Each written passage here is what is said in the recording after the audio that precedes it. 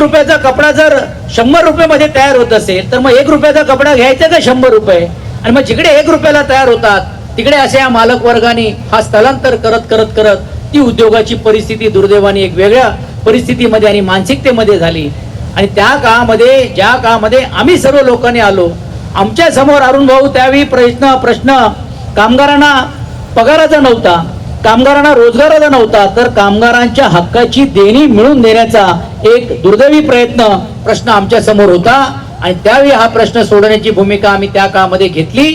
आणि निवड मला सांगण्याचा आनंद नाही तर अभिमान आहे, तब्बल 4000 कोटी रुपये ही कामगारांची थकलेली देणी देखील त्या काळामध्ये देण्याचं काम आपण त्या गिरणी कामगारांना केलं. ठीक आहे, त्यावेळीची जी रक्कम होती आता आपण तुलना करू तर फार तुटपुंजी होती, हेही कोणी नकारू शकणार नाही. पण मानसिकता ही होती की या लोकांना हक्काचं जे देणी आहे ती मिळाली पाहिजे. आणि मला आठवते की आमच्या विरोधात किंवा एक वेगळी भूमिका घेणारी ज्यावेळी संघटना लोक होती, ज्यावेळी त्यांचा म्हणणंच होता बंद गिरणी संघर्ष समिती, ज्या गिरण्या बंद होत्या त्याच्यासाठी संघर्ष करण्याची भूमिका त्या काळामध्ये त्यांनी घेतली.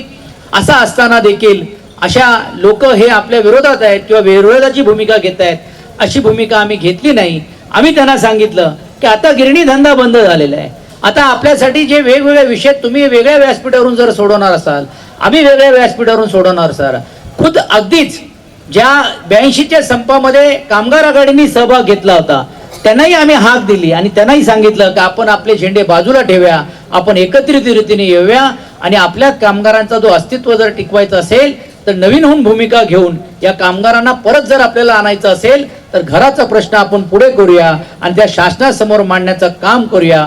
ही भूमिका आपण त्या काळामध्ये घेतली.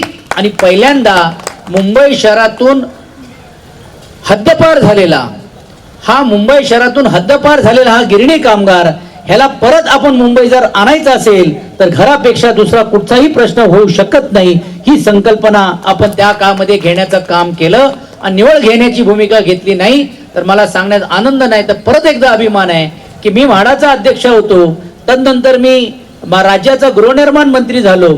आणि गृहनिर्माण मंत्री झाल्यानंतर पृथ्वीराज चव्हाण साहेबांकडे ज्यावेळी विषय मांडला त्यावेळी त्यांनी सांगितलं, सचिन तुम्हाला काय वेळ लागला, 1,40,000 1.5 लाख लोकांना घरं देणार आणि आपण जर गिरणी कामगारांना घरं दिले तर उद्या माताडीवाले मागतील, उद्या माताडीवाल्यांना दिलं तर मापाडीवाले मागतील, बापाडीवाले मागले तर वेगवेगळ्या कारखान्यातली लोक मागतील आणि हा एक जटिल प्रश्न झाला होईल. मी त्यावेळी सांगितलं, त्याचा उल्लेख तुम्ही खाली बसून केलं की या मुंबईचा वैभव टिकवण्यामध्ये ज्याचं योगदान होता, 105 हुतात्मे झाले त्यामध्ये गिरणी कामगारांचा पण हातभार होता. या मुंबई शहरामध्ये जर खऱ्या अर्थाने त्या हुतात्म्यांना आपण अभिवादन करतो मग या कामगारांना आपण का करू नये. आणि म्हणून तो विचार तुम्ही मांडलं पाहिजे, केलं पाहिजे असं त्या काळामध्ये विलासरावजींना सांगण्याची भूमिका आपण घेतली. आणि तदनंतर पृथ्वीराज चव्हाण साहेबांना सांगण्याचं काम केलं आणि परिणाम झाला की 1/3 जे जमीन जे त्यावेळी कोणी घरं बांधायला तयार नव्हती, म्हाडाचा चेअरमॅन असल्यामुळे, गृहनिर्माण मंत्री असल्यामुळे मी सूचना केली की हा प्रयोग म्हाडाने स्वतःहून करा आणि प्रयोग करण्याची भूमिका त्या काळामध्ये आपण घेतली. आणि म्हाडाच्या अंतर्गत घरं हे बनवायला आपण सुरू करून देण्याची भूमिका त्या काळामध्ये घेतली. ह्याचा मी पार्श्वभूमी यासाठी सांगतोय का इतिहास वारंवार आपल्याला सांगावा लागतो आणि लोकांसमोर ठेवावा लागतो, कारण ज्यांचा या चळवळीमध्ये काही सहभाग नव्हता, हुतात्म्यांचे अभिवादन करण्यासाठी किंवा 105 मध्ये हुतात्म्याचा लांबच राहिले, ज्यांनी आयुष्यभर मंत्रालयामध्ये आपल्या फक्त बापाच्या बाजूच्या ऑफिसमध्ये ऍडमिशनसाठी डोनेशन घेण्याची भूमिका घेतली, आज त्यांनाच दुर्दैवाने काही लोकांनी ह्याच्यातला पुढाकार घेण्याची भूमिका घेण्याचा प्रयत्न केलेला आहे. असो, मी त्यामध्ये जात नाही, कधीतरी त्याचा वेगळा समाचार घेईल, कारण त्यासाठी जरा वेगळ्या तयारीत यावं लागेल. आणि माझी तर विनंती राहणार आहे पाटीलांना, प्रकाशजींना, की पुढची एक बैठक जरा आपण तिकडेच लावू आणि त्यावेळी ज्यावेळी त्याचं काय उत्तर द्यायचं असेल ते देऊ. पण मी यासाठी सांगतो की आपण हा घराचा प्रश्न घेतला. म्हाडा तयार नव्हती, म्हाडाने सांगितलं का तुम्ही उद्या जर आम्हाला घरं बांधायला सांगताय पैसे कोण देणार, पैसे कशा रीतीने येतील, आणि जर आम्ही हजारो कोटी रुपये जर टाकले तर म्हाडाचा इतर बांधकाम सर्व बंद होऊन जाईल. त्यावेळी आम्ही त्यांना सांगितलं काळजी करू नका, हा गिरणी कामगार हा प्रामाणिक कामगार आहे, हा काय कर्जबाजारी झाला तरी देखील मान आणि सन्मानाने जगणार आहे. एकदा जर घराची जर किंमत ठरली किंवा घर आपल्याला मिळायचं झालं, एकूण 1 रुपया तो दिल्याशिवाय राहणार नाही, अशी भूमिका आपण त्यावेळी घेण्याचं काम केलं. आणि ती जी 20 लाखाची घर म्हणजे कन्स्ट्रक्शन कॉस्टची जी घरं होती, कारण जमीन तर आपल्याला मोफत मिळाली होती, ती कन्स्ट्रक्शन कॉस्ट जी होती, जी जमिनीला लागणारा जो बांधकामाचा जो खर्च होता तो 25-30 लाख रुपये होता. त्याला कमीत कमी करत करत आपण सबसिडाइज रेट करून घेऊन 10-12 लाखामध्ये 15 लाखामध्ये, त्यावेळी आरेवा योजना होती, राजीव गांधी आवास योजना होती, त्याचा लाभ घेऊन आपण ती योजना यशस्वी करून दाखवण्याचं काम केलं.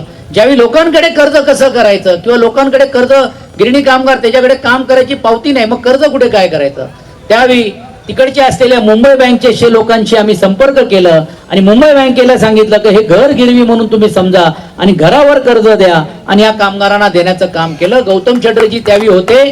गौतम चटर्जींशी बोलून घेऊन गिरणी कामगारांनी कर्ज तर घेतला तर EMI कुठं भरणार, दर महिन्याला तो कुठं भरणार, म्हणून पहिल्यांदा म्हाडाच्या ह्याच्यामध्ये तरतुदीमध्ये आपण शिथिलता केली की गिरणी कामगाराला आपल्या घर भाड्यावर देण्याचा पण अधिकार आपण देण्याची भूमिका आपण घेतली की जेणेकरून 10-15 हजार रुपये जे त्याला जे भाडा मिळत असेल तर त्या कर्जाच्या रूपाने तो 10-15 हजार रुपये डायरेक्ट भरू शकतो आणि 5-10 वर्षानंतर त्या गिरणी कामगाराला हा घर जे 10-11 लाखामध्ये, आज काय किंमत आहे त्या घराची, 70 लाख रुपये किंमत आहे, म्हणजे 10 लाखाची किंमत आता 70 लाख आहे. आणि आता तर म्हणजे ती अजून किती वाढेल हे मला माहित नाही. आणि आपण मोक्याच्या जागेवरती, मोक्याच्या जागा म्हणजे पिरामल मिल आहे, ज्या आपल्या असलेल्या न्यू हिंद मिल आहेत किंवा प्रभादेवी किंबहुना आपली वरळी, त्याच्या व्यतिरिक्त आपलं नसलेले जे भायखळा, या सर्व परिसरामध्ये आणि विशेषतः मध्यम मुंबई शहरामध्ये देखील ही घरं आपण देण्याचं काम आपण या निमित्ताने केलेलं आहे. असो, मी त्याची चर्चा करण्यासाठी आलो नाही.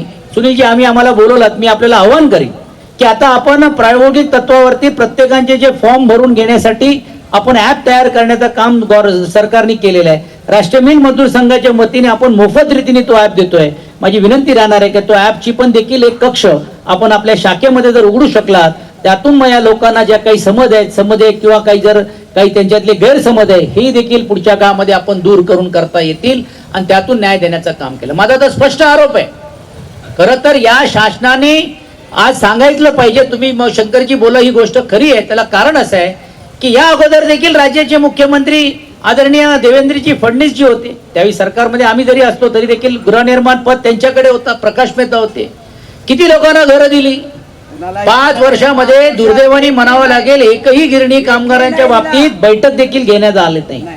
मला आज सांगण्यात आनंद नाही, अभिमान यासाठी आहे की आपले पक्ष प्रमुख आदरणीय उद्धवजी ज्यावेळी राज्याचे मुख्यमंत्री झाले त्यावेळी त्यांनी एक नाही तर 2-3 वेळा आपल्या बैठका घेतल्या आणि जाहीर रीतीने ते लॉटरी करण्याचं काम केलं आणि ते घराची जाहिरात काढून घेऊन या घराला चालना देण्याची काम केली. आणि गृहनिर्माण मंत्री जितेंद्र आव्हाड आल्यानंतर आपण मुंबई शहरात जर घर मिळालं नाही तर कुठे घर मिळणार, MMR रिजन मध्ये घर मिळाली पाहिजे म्हणून आपण त्याच्यातली केलं. आणि तब्बल 170 एकर जमीन आपण 1,40,000 लोकांना आपण आखण्याची भूमिका आपण घेतली. कलेक्टरकडनं ते करण्याचं काम केलं आणि त्याच्यानंतर दुर्दैवानी शासन आपलं गेलं.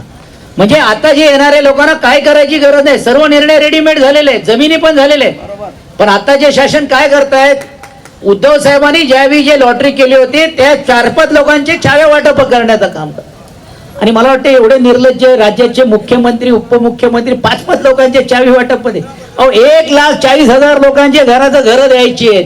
आम्ही आमच्या कारकिर्दीमध्ये फक्त बोलून दाखवलं नाही.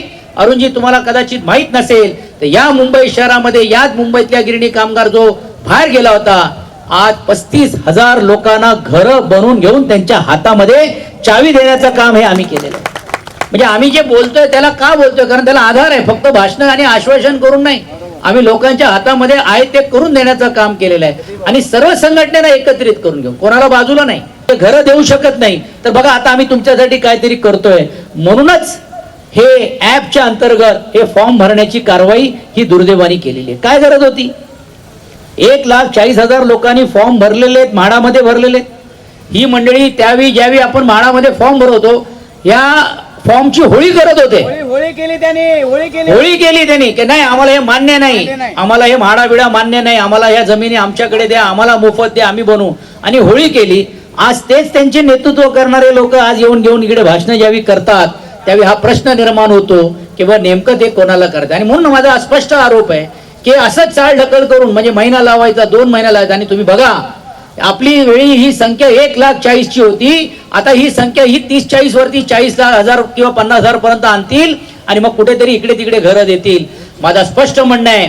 त्या दिवशी पण गेल्या आठवड्यामध्ये मी पक्षप्रमुख आदरणीय उद्धवजींना पण बोललो आणि मला सांगण्यात आनंद आहे. त्यांनी सांगितलं सचिन तुझा मी मुद्दा घेतो आणि घेतो नाही तर त्यांनी ज्यावेळी दसऱ्याचा मेळावा झाला त्या दसऱ्याच्या मेळाव्यामध्ये पण सांगितलं की 1.5 लाख स्क्वेअर फीट जर तुम्ही अडाणीच्या घशामध्ये धारावीचा जर प्रकल्प घालणार असाल तर त्यामध्ये आमच्या गिरणी कामगारांना पण घरं द्या, असं देखील त्यांनी सांगण्याचं काम केलेलं आहे.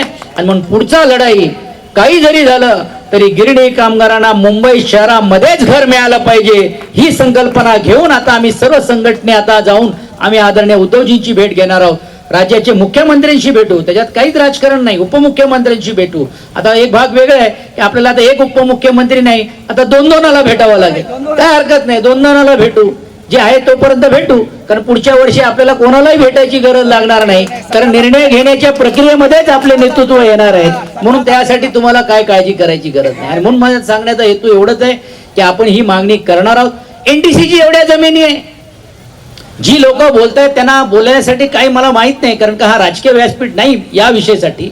पण ही जी मंडळी आहे तब्बल 2 वर्ष झाली एनटीसीच्या गिरण्या कोविडच्या नावाखाली बंद केलेली आहे आणि आजही कामगारांना पगार दिला जात नाहीये. पियुष गोयलांना आम्ही 10 वेळा भेटलो, खासदार म्हणून भेटलो, विनायक राऊजींच्या नेतृत्वाखाली, संजय राऊजींच्या नेतृत्वाखाली अरुण भाई आम्ही 22 खासदारांना घेऊन पूर्ण आणि सर्वपक्षीय खासदार पियुष गोयलांना भेटण्याचं काम केलं. त्यांनी म्हणलं ये मिल चलाना हमारा काम नहीं है, हम ये मिल चला नहीं सकते. 2 वर्ष झाले ते मिल चांगल्या अत्याधुनिक बनवलेल्या गिरण्या जे आहेत ते बंद करण्याचं काम करतायत.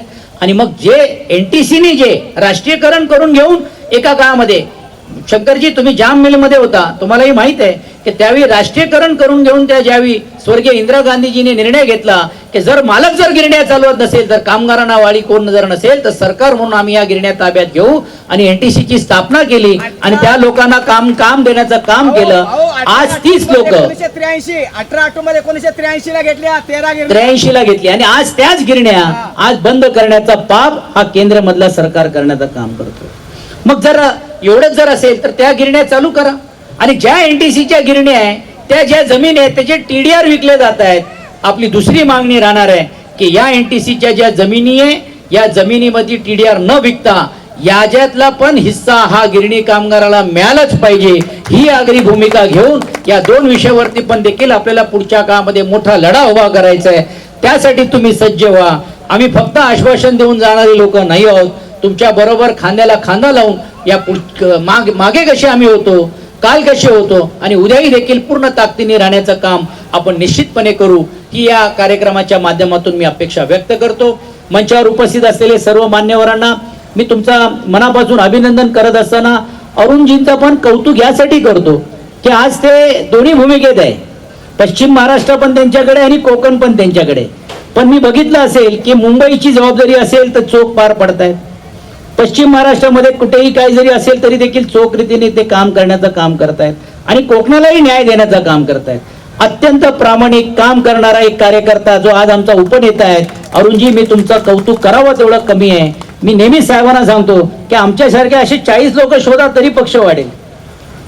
आणि म्हणून तुमच्या आपल्यासारखेच लोकांनी ह्या पुढच्या काळामध्ये संघटनेला जे वाहून देण्याचं काम केलेलं आहे आणि संघटनेच्या माध्यमातून लोकशक्ती कशी वाढते. कालच तुम्ही बघितलं असेल की अरुणजींच्या नेतृत्वाखाली गेल्या 6 महिन्या अगोदर आज हाजी म्हणून घेऊन एक नेतृत्व आले. काल परवा अजितदादाच्या गटातून राष्ट्रवादी काँग्रेस पक्षाचे सरचिटणीस चंगेज खानाने पण आपल्या नेतृत्वाखाली आज या निमित्ताने प्रवेश घेण्याचं काम केलंय. आता चंगेज खान म्हटलं तर लोक म्हणणार चंगेज खान शिवसेनेत. पण आता ही बदलती परिस्थिती तुम्ही जर पाहिली असेल तर आदरणीय उद्धवजींचं नेतृत्व, आदरणीय उद्धवजींनी घेतलेली भूमिका ही आता सर्व जाती धर्माच्या लोकांना देखील आता समजलेली आहे. आणि म्हणून मुस्लिम जसा येतोय तसं बौद्ध देखील येतोय, बौद्ध जसं येतोय तसं कोळी समाजाचे पण येत आहेत, कोळी समाज येतोय तसं आदिवासी पण आज आमच्याकडे येत आहेत. कारण आदरणीय पक्षप्रमुख, हिंदू हृदय सम्राट, शिवसेना प्रमुखांच्या नेतृत्वाखाली आदरणीय उद्धव बाळासाहेब ठाकरेंनी जे स्पष्ट सांगितलेलं आहे की माझा हिंदुत्व हे इतरांचा सारखा हिंदुत्व नाही, मुंह में राम और बगल में छुरी म्हणून नाही, आमचा हिंदुत्व मुंह में राम और हाथों को काम देण्याचं आहे. ही संकल्पना घेऊन पुढच्या काळामध्ये तुम्ही मी आपण सर्वजण मिळून पूर्ण ताकदीने आपण सर्वजण काम करूया.